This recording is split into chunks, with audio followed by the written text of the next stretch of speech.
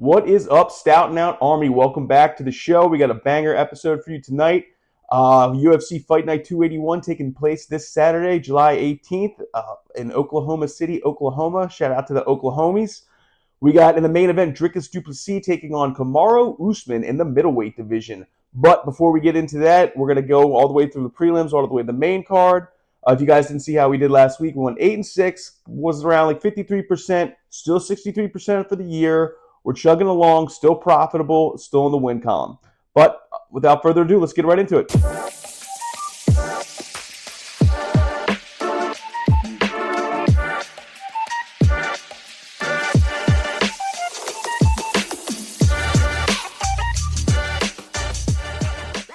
All right, our first fight up of the night is Melisano taking on Dione Barbosa in the women's flyweight division. Melisano is your plus 340 underdog, while Dione Barbosa is your minus 450 favorite. All right, Melisano, she's taking this fight on short notice. Shout out to her, really stepping up. All right, this is her UFC debut. She's riding a 6-fight win streak. She's never been TKO'd or KO'd before. She's got that legitimate Muay Thai striking base. She throws power and really good technical variety. You know, we got head kicks, all 8 points of attack, whether her knees or her elbows, and she doesn't just rely on basic boxing alone. Not those just 1-2 combos. She's really using everything she's got in her arsenal. Really good range control and good durability against pressure. Her regional identity was built on, fighting long, keeping opponents at distance, keeping her at the end of the strikes. She's not trying to brawl, guys. She's not trying to take one to give one. She really relies on her, on her teeps and good distance control. And again, as I said before, genuine underdog resilience. Shout out to her for taking this fight on short notice. I mean, she is not going up against some can Dione Barbosa. I mean, Dione Barbosa is a dog, okay?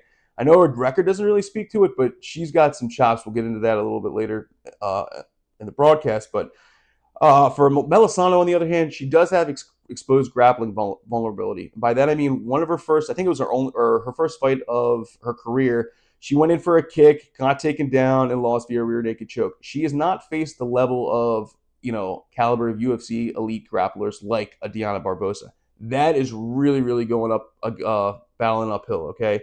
She's taken this fight on short notice, and she's taken on Barbosa in the fact that, for those who don't know, Barbosa is got a world-class pedigree in judo. She's a multi-time Brazilian national champ. She's an Olympian in judo. She's got a dual discipline in not only black belt in judo, but in jiu-jitsu as well. Her grappling threat just doesn't stop it. Getting girls up against the cage, using our balance and using our grip strength to, do a heel or a hip toss and get you to the ground and just doing ground and pound. She is looking to submit you. She is looking to take you out, okay? That is a no joke. I mean, if Melisano's got a shot at winning this, it's got to keep the fight standing, got to keep her at distance, okay? Barbosa, on the other hand, she's 3-2 in the UFC, but her 2 losses are against 2, currently top 15 ranked girls. Okay, I think it's Miranda Maverick she lost to, and Karine Silva. Okay, those 2 girls are both no joke girls. All right, they got they're ranked for a reason.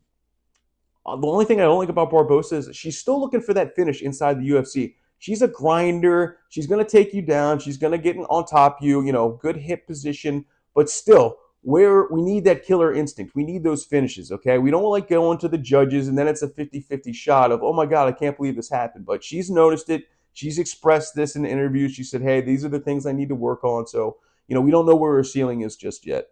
In terms of that, she, like I said, she's got that, alternating record. She wins ones, loses one, wins ones, loses one. But again, it's against, got 2 top 15 ranked girls.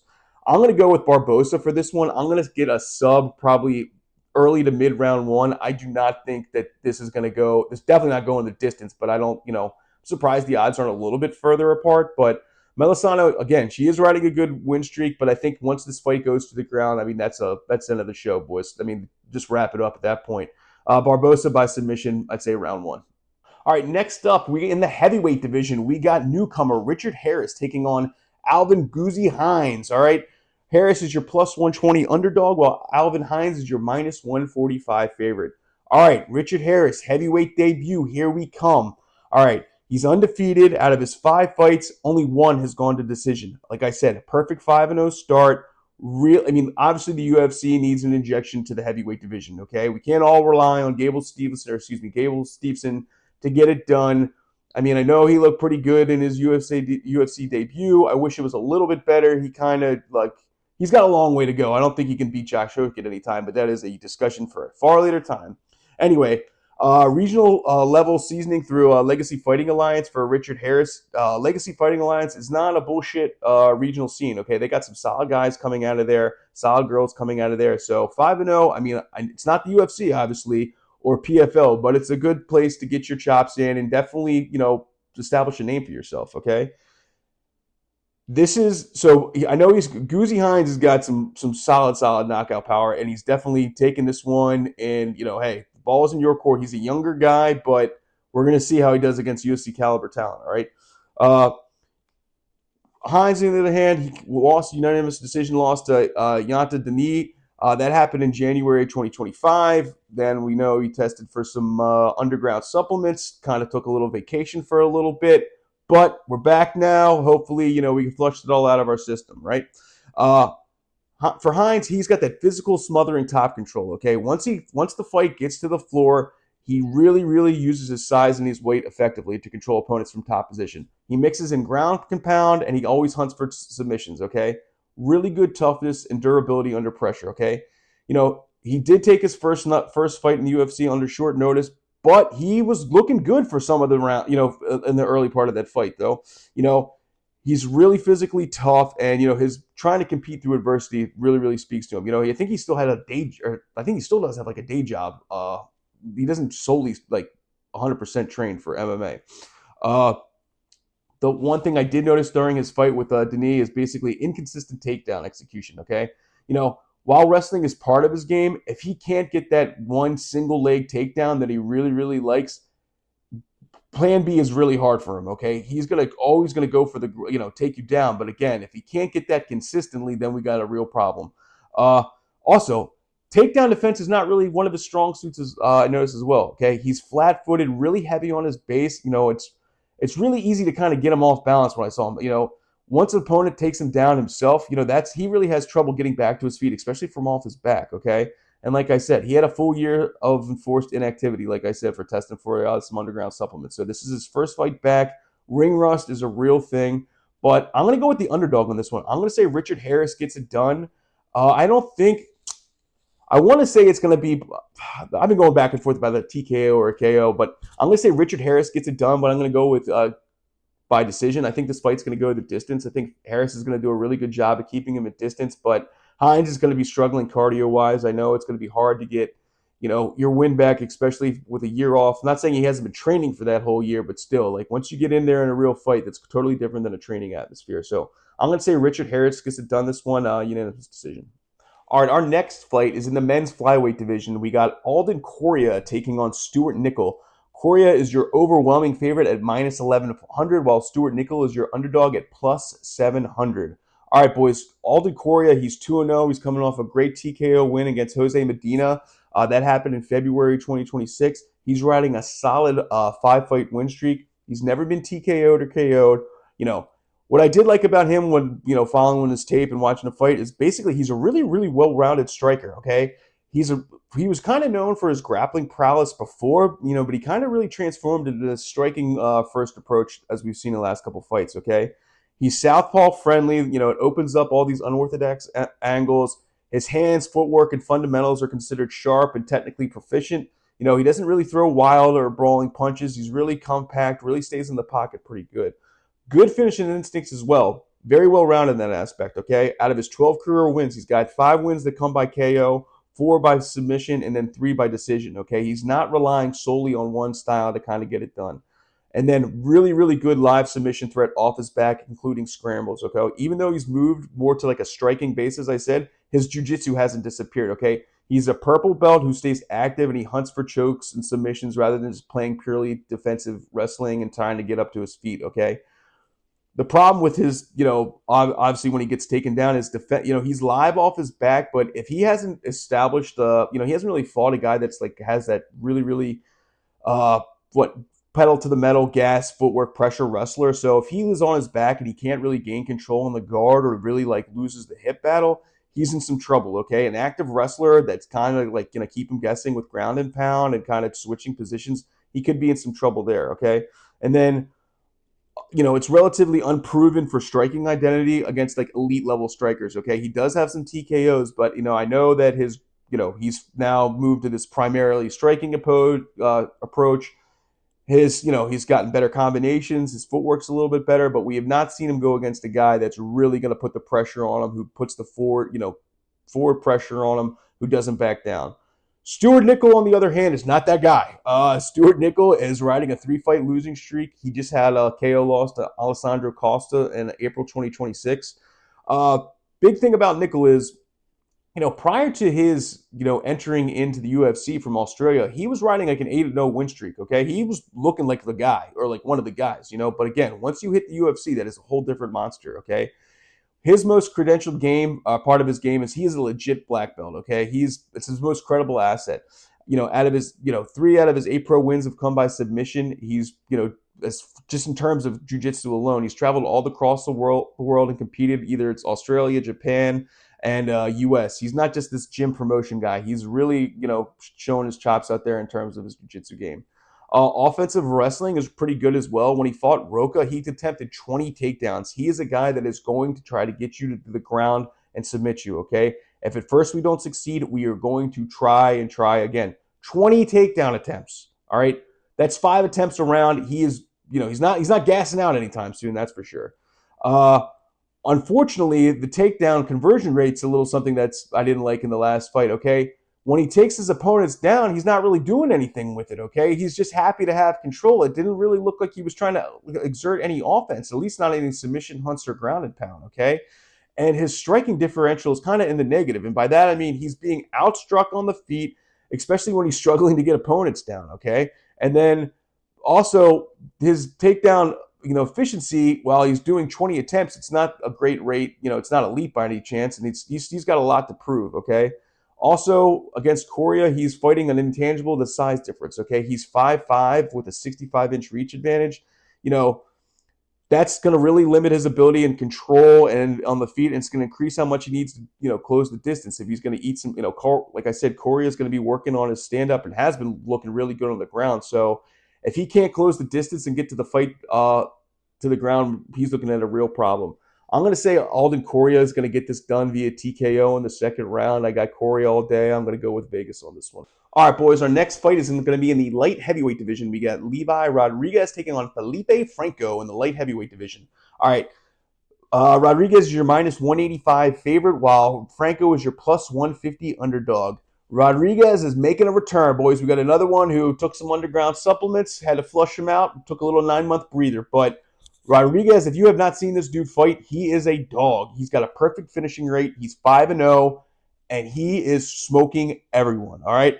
Okay, pause. By that, I mean every fight that he has, it's gone to stoppage. He has not gone to a decision for a single fight, okay? He consistently knocks people out. He's got solid finishing power, and he's not grinding out decisions by any other means, okay? Again, there's no visible tape of him, against a good caliber fighter in terms of like a UFC caliber guy. There's nobody saying, take him into the distance. There's nobody really, taking him on the ground. Just basically what you see is what you got with him, okay? But on the bright side, like I said, he's had that long layoff due to some underground supplements, but he said he's been training. He's not hurt. He is fresh. He is ready to go. Felipe Franco, on the other hand, he's 0-1 in the UFC. He's coming off a unanimous decision loss against Mario Pinto that happened back in 2026, in March of 2026. Not back in March. But anyway, the little curveball with the Pinto loss, though, is Franco took that fight on short notice, and he moved up to heavyweight for that one. So, and like if you watch that fight, he is drastically undersized for heavyweight. Okay, he is not built for heavyweight. He got moved around and ragdolled pretty good in that fight against Pinto, okay? His also 2 losses, what I did see in terms of that were, he's a big first-round guy like Rodrigues, okay? He lives to take this fight out in the first round. The fights that he's lost and they've gone past the first round, his cardio is kind of still a question, all right? But like I said, he's got that elite finishing ability. 10 of his 12 fights have been finished in the first round. They've split almost down the middle between knockouts and submissions, okay? He's a very well-rounded BJJ specialist, okay? He's got a black belt in BJJ and a brown belt in judo, okay? Really, really competitive pedigree, okay? Multiple titles. He's got national podiums. He isn't just a striker with the background. He has, his 4 submission wins. 3 of them come by rear naked chokes. He's a live threat anytime the fight goes to the ground. Okay. Also, he's a part-time coach in his gym. He literally looks to improve other fighters. So he's constantly looking to get better and look to get his gym better. Why that matters in the upcoming fight? Because he stays in the gym, guys. He's dedicated, okay? He's not doing something else. He's not working another job. He's literally dedicated to, perfecting his craft, okay? I just think this is going to be too much for him. I think Rodrigues, like I said, he's a good prospect coming up. He is a dog. I think he's going to come and just wax Franco pretty good. I definitely do not see this fight going the full 3 rounds. That is for sure. So if I'm betting one, I'm saying Rodrigues gets the finish in the first round. Definitely TKO. But I'm also going to say, if you're going to do a prop under 2.5, 100%, I would say that, not 100%, but I would definitely very, very lean to that. So Rodrigues TKO first round. All right, the next matchup we have in the welterweight division is Jean-Paul Lebosnoyani versus Seok Ko, the Korean Tyson. Lebosnoyani is a plus 190 underdog, and Ko is a minus 235 favorite. Personally, I think minus 235 is not even nearly as close. I'm very, very high on Seok Ko. The Korean, even though I know his nickname is the Korean Tyson, we have not seen the Tyson portion of him yet in the UFC. The dude is still a dog, okay? His wrestling and his ground control is freaking legit. Once he gets you up against the cage and gets you taken down, he is stronger than an ox, man. You're not going anywhere. All right, he's 2-0 in the UFC. Obviously, he's just coming off a unanimous decision win against Phil Rowe that happened in February. And he's on a 6-fight win streak, okay? Like I said, he's got elite wrestling, elite clinch control, okay? His whole UFC identity so far is built on smothering and control-heavy grappling. He's landed every takedown he's attempted in the Octagon so far. He's pulled up massive control time, and especially in both of the fights he's been in the UFC. Okay, and he's got that dual grappling base. I like too. He's a black belt in judo, and also he's a combat sambo world champion. I think he's like a Korean. He's like the first Korean to get the world. I'm pretty sure that's right. First Korean to get the combat world champion or sambo world championship. Very good heavy hands. We still haven't seen him, like I said, but still 6 out of his 13 wins are come by KO. Big downside, like I said, though, 0 finishes inside the UFC Octagon so far. We're still looking for that one finish. We're still looking for the Korean Tyson-esque, KO. That doesn't mean he's not going to win. Obviously, like I said, I gave you all the reasons before where I'm really high on this guy, but also we have some serious durability concerns, okay? He's dealt with like a pretty good amount of physical setbacks, okay? His weight cut has been kind of severe going into the welterweight thing, especially going into the Rowe fight. I think he got injured in another fight where he cracked his ribs. So, he's not the most physically durable guy of all time, and then we haven't seen, again, the fights that we've seen him against, Phil Rowe, Oban Elliott, his style has been really conducive to fighting those guys. Those guys are strike-heavy guys. Ko is a very, very big grappler guy. He's going to get you down to the ground. That's really, really good for him. On the other hand, Jean-Paul Lebosnoyani. Okay, he's 1-0 in the UFC. He's coming off of. He's another guy that just beat Phil Rowe. He's coming off a split decision win against Phil Rowe. He's got got five fight win streak. Thing about Jean-Paul Lebosnoyani, he's got a generational jiu-jitsu pedigree. Okay, his father trained him. His father's a direct, student from Hilo Gracie. Really, really good jiu-jitsu, as I said. Very good standout. He definitely knows what he's doing on the ground, okay? Pretty good finishing rate, too. 7 out of his 10 wins have come in the opening round. It's a real statement about him. Once things go to the ground, he can definitely handle his business. But there is still a gap there against strikers, okay? His only 2 losses include a striker who has specifically exposed holes in his stand-up, okay? He's worked, obviously to get the stand-up game a little bit better, but against Ko, that still leaves a lot less to be desired, okay? And he's still pretty early in his UFC competition, okay? Ko's obviously he's been in the UFC for a fight longer, but I think he's been competing longer as well. So I'm going to say Ko here. I'm going to say a unanimous decision win. I think the fight's going to go the distance, but yeah, I like Ko to get this one done. Okay, rounding out the preliminary portion of the fight card, we got Bashi taking on Jose Delgado in a featherweight bout. This is pretty much a pick'em. Austin Bashi's what, a minus 105, and Delgado is a minus 115. All right, Bashi's 1-1 in the UFC. He's coming off a good sub win against John Yanis that happened in February. For those who don't know, Austin Bashi's legit ground game. I know he's only a brown belt, but if you looked at his no-gi competitions, he won worlds. He's legit on the ground, all right? When he fought Giannis, he didn't absorb a single strike. He took him to the ground. He got it done, and he looked good doing it, okay? It's pretty much a near flawless performance. If you look around his record, he's got pretty much a well-rounded finishing ability, okay? He's got 3 KO wins, 6 sub wins, and 5 decision wins out of his 14 wins, okay? He doesn't lean. I know he's really good on the ground, but he doesn't lean that one directionally if he doesn't have to. He has shown some good ability on the feet. It's not elite by any means, but he can get it done that way. He's still kind of undersized for featherweight. He's sitting at 5'6" with a 70-inch reach advantage. Kind of small for the division, but, you know, he's stepping up against Delgado, who's a taller, lankier guy. It's going to be pretty hard for him to get inside and close the distance, but we'll see what happens. Again, and the UFC sample size for him is only 2 fights, right? He's 1-1 going into both, okay? Still got a lot left to learn. We're still seeing if he can, you know, contend with the bigger dogs in the division, but this is a good test for him against Jose Delgado, okay? Very, very rough start to his UFC career, okay? Against Christian Rodrigues, you know, basically from that jump from regional to the big boys in the UFC, pretty tough growing experience, okay? Did not look that great, you know, but again, he showed some improvement in the John Yanis fight, but again, this is, you know, his first debut was not anything to brag about, okay? Delgado's kind of the similar way. He's 1-1 in the UFC, excuse me. Won a split decision fight against Andre Fili back in March. A lot of people had that going Fili's way too. That kind of, you know, he didn't outright dominate him by any means, stretch of the imagination. Good thing about Delgado, he's never been finished before. He's got that switch stance fighting style. You know, he mixes it up pretty well. He's got a highlight KO knee of Ernie Juarez, which was good. And then, you know, he hits from really, really like unorthodox angles. Really hard for opponents to train for him. Really hard to get a good read on him too. Good explosive fight-ending power. He knocked the fuck out of Hyder Emil in 26 seconds.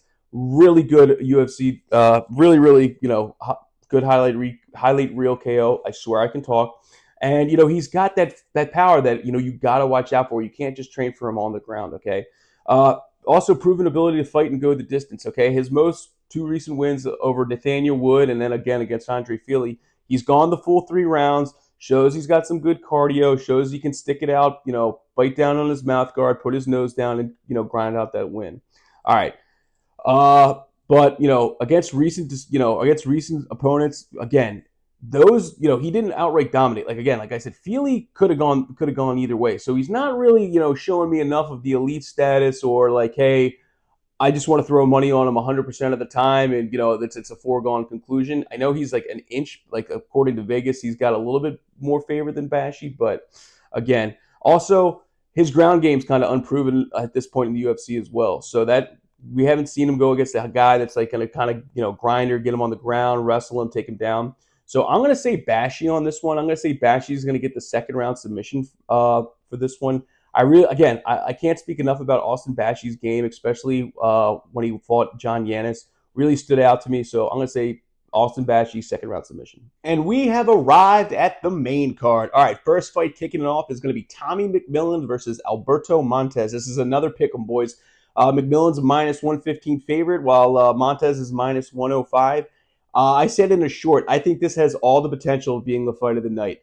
As we all know, McMillen, he's coming in there to bang. He's 10-0, undefeated. He's swinging for the fences. Got a nice TKO win against Manolo Zucchini that happened in April. Not strictly a striker, though. Very good wrestling foundation. He's a was a two-time state Montana champion for high school. Really good foundation in terms of sprawling and takedowns. Pretty solid heavy finish record for 10-0, okay? He's got a good amount of submissions to back that up too. So I know he's a brawler, but I mean he can handle himself on the ground. Also, what I do like now, he's training with the likes around Sean O'Malley and Tim Welch in Red Hawk Academy. Tim Welch is really going to show him the finer points of striking and make sure he's not kind of like a O'Malley-ish in terms of, you know, get in, get out, we're not standing to brawl. We're not going to eat one to take one, really show you the finer points of footwork. Tim Welch is a kind of, even though, people have their opinions about him, but I mean, the dude knows what he's talking about, right? I mean, he's definitely shown the ability to coach him up, okay?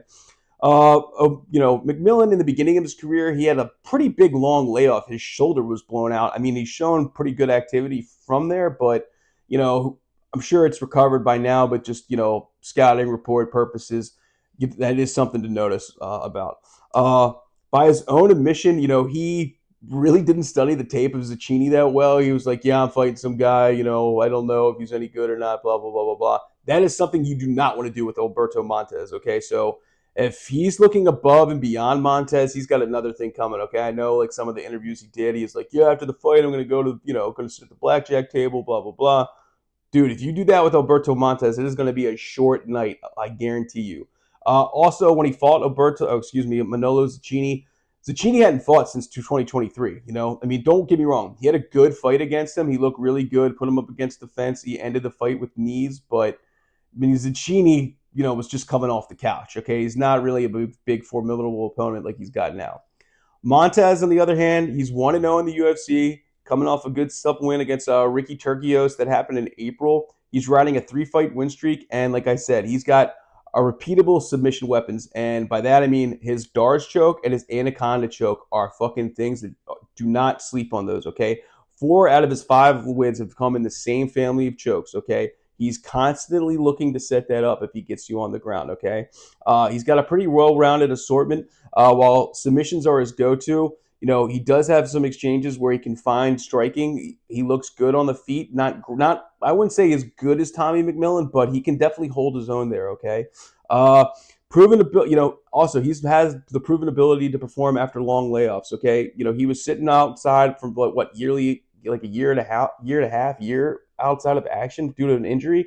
Came back, got the performance of the night on his UFC debut, and just really showed good mental and physical resilience. But again, this is somebody, the Tommy McMillen is no joke. If he hits you and he connects with you, you are going to sleep for sure. I'm liking this for Montez. I think we have not. I know McMillen's got a good ground game base, but Montez is, I think, clear and far above and beyond in terms of submission capability. You're a good high school state champion 2-time is good, but that's not a collegiate state champion. Okay, not taking anything away from him. It's a good thing to have, but again, I think that Montez builds his ability on the ground. We haven't seen that from McMillen as of yet, at least not inside the UFC. So I'm going to go Montez. I'm going to say it's going to go round 2 submission his way. So Montez for the win. All right, next up in the women's division, we have number 7th, Tabitha Ricci, taking on number 14th ranked Fatima Klein in the women's strawweight division. All right, Ricci is your plus 290 underdog, while Fatima Klein is your minus 375 favorite. All right, Ricci's 7-4 in the UFC. She's coming off a unanimous decision loss against Verna Yonderova. She's never been submitted. Very, very good underrated ground game. Okay, she's dual disciplined like so many other dudes and gals from Brazil are. Black belt in freaking judo and another black belt in jiu-jitsu. I know that's crazy, but dude, that's like the 3rd person I've said that for in this card, okay? She's really good at throwing her opponents off balance, really good mat control from guard, and constantly hunts the submissions, especially because she's got top control, okay? Unlike Fatima Klein, she's got deep UFC level experience and durability. She currently holds the UFC record for females for most strawweight fights. So basically, she's faced an enormous amount of competition, okay? There's nothing too much she hasn't seen, okay? And stylistically, her output and volume are awesome, okay? She's got a 4.18 strike, significant strike landed with a 78% accuracy. So while she is a good dual legitimate judo and jiu-jitsu, she definitely knows what she's doing on the feet. She's accurate. She's going to stay in the pocket with you. She's going to touch you up, and she's going to obviously, look to take you down. Unfortunately, for my girl, Tabitha Ricci, she is, at this point in her career, she's always the bridesmaid, never the bride. 4 of her losses have come from the top 4 gals in the division. I mean, they're not only that, but I mean, like, if you can't beat these girls, you're not sniffing the belt, okay? Her losses are Verna Yonderova, Manon Fiorot, Gudanese, and Jean Manjan. I know I fucked saying that name up, but those are 4 pretty legit losses, okay? And those girls are all top-ranked girls. She's kind of undersized for the strawweight. She's only 5'1" with a 61-inch reach. she's sitting on the smaller side of the girls in strawweight. And again, if you're not using, if you got to really get in and beat the length of your opponent, you got to get the fight to the ground. You got to avoid the teeps and the other person's jabs. So she is kind of undersized, but sometimes she, more often than not, she's using it for an advantage. And then as far as her finishing rate goes, she only out of 11 fights, she's only got 2 KOs and 3 submissions around 12 wins. Okay. But that's kind of like Fatima Klein's gig too. It's going to the decision. It's really she's really struggling to find the finish. Fatima Klein is a girl on the rise. Okay, like I said, she's number 14th ranked. She just beat Angela Hill in November of 2025. Got the unanimous decision win. She's riding a solid 3-fight win streak, and she's never been finished either. Okay. Like I said, rare finishing rate. She's, more than half of Klein's wins go before the judges, okay? Including, violent finishes. She's got a head kick. She's got vicious elbows. She's shown legitimate, very fight smart ending power. It's just hard. Again, when we see this, when you come to the UFC, there's just such another monster of trying to finish your opponents, especially in the ladies divisions, okay?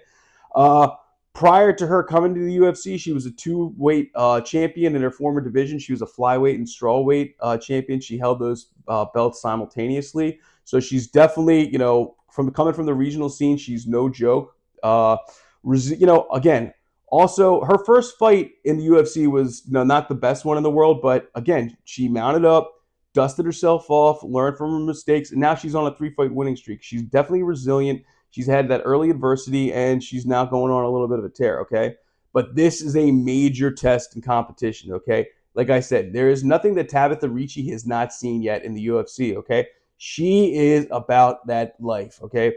And it's, as far as Klein goes, it's rather kind of unknown, and she's going in uncharted waters in terms of testing her ground game, because if she's not good to go there against Tabitha Ricci, she will definitely find out real quick who's the fucking boss on the ground. So it's going to be a real test for her if the fight goes to the ground. But I see, Fatima Klein really getting this one done on the feet. I think she's going to keep Ricci at distance really well. She's going to use her teeps and keep her at the end of her jab pretty good. So I'm going to go Fatima Klein for this one, getting it done. I don't think we're going to see a finish in this one. Propping it definitely to go to the distance, but I like Fatima Klein for this one to go the distance. All right, next fight up is in the lightweight division. We got Chase Hooper taking on Mitch Ramirez. Hooper's your minus 350 favorite, while Ramirez is your plus 270 dog. Okay, boys, Hooper needs a win bad. Actually, they both need wins really, really bad, but my boy Chase Hooper's sitting at 8-5 in the UFC. He's riding a 2-fight losing streak, and he's coming off of the TKO loss against Lance Gibson Jr. that happened in March. 3 things happen automatically, right? Death, taxes, and anytime Chase Hooper steps into the octagon, one of the announcers, Chase Hooper's stand-up has really improved. He's got his hands up, his footwork is really good, and then he gets smoked on the feet. Obviously, well, let's positive first. Everybody knows he's elite, decorated jiu-jitsu guy. Okay, he's a black belt. He won the juvenile Pan American champions. He was a juvenile Pan American champion. Okay. 8 of his 16 wins have come by submission. We're talking rear naked chokes, Doris chokes, arm bars, heel hooks. I mean, he's got a very, very wide range and wide arsenal of submissions. He can really get you finished anywhere it needs to go. When it gets to the ground, the problem is him taking it to the ground. Not only that, is as we've seen in other fights, like the last 2, he wants to keep it looks like he wants to keep the fight standing personally. Like he definitely has improved on his, striking. It's just that I just don't think it's like improved enough to the fact of like, let's stand and bang with the guys who like really, really are about the striking. Okay. He's got a good couple names, good couple scalps on his record, from 2023 to 2025. He's got finishes like Jordan Levitt, Clay Guida, even though that's like an older Clay Guida. He finished Jim Miller, and Jim Miller on the ground is no joke. But again, he's faced a murderer's row of lightweights, guys. But again, it's the durability and the concerns on the feet. 3 of his 5 losses have come by knockout, okay? The chin is just a question. Is it there? Is it going? It doesn't know. I mean, again, you got to consider. Now, age-wise, he's still relatively young, right? He's only 26 years old, but he debuted as a teenager, okay? He's fought a total of 22 times before age 26. I mean, that is a lot of mileage on the body, a lot of mileage on the chin, okay? And once it's gone, okay? We've seen that with everybody. I mean, look at Chuck Liddell. I mean, dude, at the end of his career, you touched that thing and he was going out. All right. I mean, he needs a fight, a bounce back badly. Okay, this is. I mean, if he loses this one, I'm not saying he's getting kicked out of the UFC or cut from the UFC, but I'm definitely saying that he's going to have to go back to the drawing board. I wouldn't doubt it if he loses this one. He definitely goes to a lighter class, a lighter weight division. But again, we'll see. Ramirez, on the other hand, again, he's coming off a TKO loss against Mike Davis. He's riding a 2-fight losing streak, but on the plus side, he's never been submitted. Okay. Got a really good, genuine wrestling foundation. He's been wrestling ever since he was a childhood. Good, strong regional run. 7 straight wins across, a bunch of regional promotions. Way too many to name. But again, really good stopping power in the regional scene. Okay. Stepped up and took a short notice fight against Thiago Moises. Didn't go his way. But again, he stepped up. Now he's got a full camp under his belt. And he's got a lot of TKOs and KOs on his record in terms of winning, right? The big thing is, he's got a lot of pressure put on him in this fight. Okay, if he loses this one, I guarantee he's going to be looking for another place to call home in terms of promotion. Okay, his career is built almost entirely on the regional scene. So if he, like I said, if he doesn't win this one, he's got some issues, but. This is going to be my underdog of the night. Okay, +7 to +270. I think there's good value there. Mitch Ramirez has definitely got the ability to turn somebody's lights out. He's got a puncher's chance. Chase Hooper is chinny as shit. I think Ramirez can find it and put him out. I'm going to say Ramirez gets this one done. Upset, second round TKO. All right, we've reached the co-main event in the middleweight division. We got number 11, Jared Cannonier, taking on number 12, Christian Leroy Duncan. Cannonier is your +270 dog, while Leroy Duncan is your -350 favorite. All right, Cannonier is 11-9 in the UFC. A real journeyman. He's just coming off unanimous decision loss to Michael Page. That was last year in August, so he hasn't fought in a while. But he's never been submitted, and he's he's legitimate, well-rounded KO artist. Right, 11 out of his 18 wins are by KO or TKO. I mean, he's fought Dude, there's nobody in the middleweight division that Jared Cannonier hasn't fought, and he's even fought for the title against Izzy Adesanya. So again, he's got the durability, he's got the toughness, even at age 42. Okay, in 2020 he had a broken arm, still fought Robert Whitaker and took him. It took the fight. Again, very very dog-like attitude. No bullshit. Love that kind of acumen. And he's genuine, composed, pressure fighting. His style is built around steady forward and patiently waiting for a moment to unload his power. Okay, he's not rushing in. He's a vet. He's got that professional approach, good pacing, and really doesn't really relies on his athleticism, but not too much. He's good, looking for that perfect counter strike. Okay, as I said though, he's 42. Father Time is undefeated. Okay, we're looking at a recent decline in his form. He's lost 3 of his last 4 fights. I mean. But look who he lost to. You got Venom Page, who's a hard puzzle to figure out for anybody, right? You got Money Moicano he lost to, and I think he had a win over Rodrigues, but that's, again, sandwiched between losses, okay? I think he's moved past his, I don't even think it's kind of, he's moved past his physical peak. I'm not saying that he can't get it done. There's definitely, power's the last thing to go, but Christian Leroy Duncan's been on a tear, okay? The big thing for Cannonier, though, if you take him the distance, 6 of his 9 losses have come by way of decision. So if it goes to the judges, more often than not, if he can't find the finish, he's losing the fight. Duncan, on the other hand, he's 7-2. He's coming off unanimous decision win against Roman Dolidze. He's riding a 4-fight win streak. He's never been finished, and he's on a tear right now, boys. He's got that unorthodox striking, which I really like. He's very free-flowing, lucid, that switch stance approach, which is, he's got that kind of like a Venom Pages thing, like spinning attacks, flying knees, unpredictable angles, really, really difficult stylistic puzzle to solve. Okay, good finishing rate too. 10 of his 14 wins have come by knockout. Signature flying knee win again. That was against I think that was in Cage Warriors. And a spinning attack against Tulio. Really, really, really good fight-proven way to end the fights, boys. He can if he finds your chin, you're going to sleep, and he's coming, he's not looking to wrestle fuck you. He's not looking to take you down, and grind you out. He's looking to finish the fight, okay? Unorthodox striking, again, that carries a pretty big inherent risk in terms of basically like, you leave yourself open for counters in that terms, okay? Especially a counter striker like Jared Cannonier, if he's not, if he can look for the perfect shot and like get that perfect counter off, you are going to sleep. I mean, Leroy Duncan has got a plan for that, okay? Like Jared Cannonier has seen all sorts of that type of stuff. If you're not doing those strikes better than Izzy Adesanya or better than Michael Venom Page, it's nothing that he hasn't seen already. Especially from Venom Page, who's that got that in and out karate style that, again, those kicks are coming out of nowhere. He lost, but he didn't get knocked out. That's for sure. This is the biggest test that he's going to face so far in his career, though, is Jared Cannonier. Jared Cannonier is, once contested for a championship. I mean, this is going to be the litmus test to see if he can go up in the ranks. Okay, if he can beat Jared Cannonier, okay, now we're knocking on the door of the real big boys of the middleweight division. So I'm liking Christian Leroy Duncan to get this one done. I'm going to say it goes the full decision. I don't like Duncan getting the TKO win. I think Cannonier is too tough for that. But yeah, Christian Leroy Duncan via decision. All right, boys, we have reached the main event. We got number 2, Dricus du Plessis taking on Kamaru Usman in the middleweight division. Du Plessis is your minus 275 favorite, while Usman is your plus 225 dog.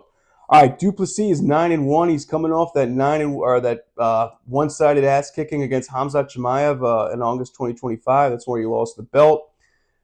That did not look pretty. That was like I said, a one-sided ass kicking. Chimaev took him down over and over and over again, and Dricus du Plessis could get nothing off. All right, but let's get to the bright side. Okay, he's got a high finishing rate. Okay, he's got 20 stoppages against 23 career wins. All right, he is one of the most consistent finishers in the sport. His style, while it sometimes describes as unconventional, he can get it done by submission or by strikes, but more often than not, it's submission. Okay. He's got a really awkward forward pressure, okay? It's kind of like a lumbering, messy approach until opponents realize that they're like drowning in it kind of thing. It's high volume, all action pressure. He lands about 5.18 significant strikes, and he just wears the opponents down throughout the fight, okay? He's not getting tired, gassed for days, okay? Multiple disciplined background when it comes to martial arts. He's got a good judo base. 33-0 in amateur kickboxing, good K1 form. So he can kind of take the fight wherever he wants to go. The knock on him, on the other hand, is like I've been talking about, is his poor takedown defense, okay? That is the biggest hole in his game. He's got a 34% takedown defense. Against Khamzat Chimaev, literally, Khamzat Chimaev took him down at will and held him down on the ground for 21 total, 21 total minutes, en route to take his title, okay? I mean, that's the blueprint on how to beat Dricus, okay? Sean Strickland tried to show you how to do it via standing, didn't get it done. But, again, Khamzat Chimaev showed us the way, okay? But even though he beat Strickland, again, that was not some walk in the park win, dude. That was battle tested. Him and Strickland were getting after each other, okay? And, it left him bloodied and sore, and he sat out for a minute, okay? And he definitely was fatiguing late in the fight. So while his style invites all this pressure, he's definitely leaving like he got in a fight, okay? Like, I mean, there's some fights where he straight up dominates, but like when it comes to the upper echelon of guys, dudes, he might win, but he's definitely taking the fucking, battle scars with him, okay? Even though he really, really laments against this, like people have criticized his style, it's unorthodox in the way that he does takedown defenses, and it's kind of like, that's pretty much what makes him get taken down all the time. I mean, the proof is in the pudding. I mean, if Khamzat Chimaev didn't show you that you have gaping holes in your takedown defense, I don't know what does. All right, Kamaru Usman, on the other hand, he's 16-3, coming off of a really good unanimous decision win against Joaquin Buckley, but that happened in June 2025. That was 13 months ago, okay? He has not fought. I mean, he is really picking and choosing when he fights. But as I'm not telling you anything you didn't already know, Kamaru Usman is an elite wrestler, okay? He's a 2-time division or national Division II champion, okay? His wrestling, that is the foundation for his whole fighting style, okay? He is at least for welterweight, one of the elites of wrestling, okay? His takedown defense is second to none. It's 89%. Have fun trying to take down Kamaru Usman. It is not a walk in the park. That dude is he's got wrestling for days, okay? And he's already demonstrated this ability to fight at 185. That's nothing new. He fought Khamzat Chimaev, and he fucking took it on late notice, and he kind of gave Khamzat Chimaev a run for his money. I mean, he didn't outright dominate him, but he hung in there, and he hung in there with him at 185. Okay, so it's not the first time he's kind of walking into 185, kind of testing this weight out. But my big thing, like I said, is the layoff. All right, he hasn't fought in 13 months. He sat out all of 2024. I mean, I know he's either nursing injuries or sometimes it just seems like he's done it all. He's already won the welterweight champion. He was a long reigning champion. Like, what more does he have left to prove? And it's kind of, he's just picking the fights, the ones that he wants to fight. I see him making a run at middleweight division. I mean, if he beats Dricus, I don't see why not. But again, I don't see, like, it's just, he kind of fights when he wants to fight. He's picking the fights more for excitement than kind of like, okay, let me just get one more run at it. Okay. And again, his sample size at middleweight, he's only fought one time at middleweight. And the last thing that kind of wears on me is his age. Okay, Kamaru Usman is 39 years old. He's seen the fights. He's battle tested. Leon Edwards clipped him real good. I mean, he's really at the tail end of his career. Dricus looks like he's geared for a comeback. So I'm going to say Dricus du Plessis is going to get this one done. I think this one's going to go the distance as well. I think this is going to be a really hard battle, but I think Dricus du Plessis is going to come out on top. I think Kamaru Usman, if he can't establish the wrestling game early, then he's just going to be on the end of Dricus' jabs. I think Dricus has had enough time to recover and kind of get his wrestling and get his takedown defense in order, but time will tell. We'll see him on Saturday, but thanks for sticking around. Like, comment, and subscribe. Tell me which fights you guys are really looking forward to. If you agree with my picks, if you don't agree, love to hear them in the comments. All right, see you on the next one. As always, come for the picks, stay for the parlays, baby.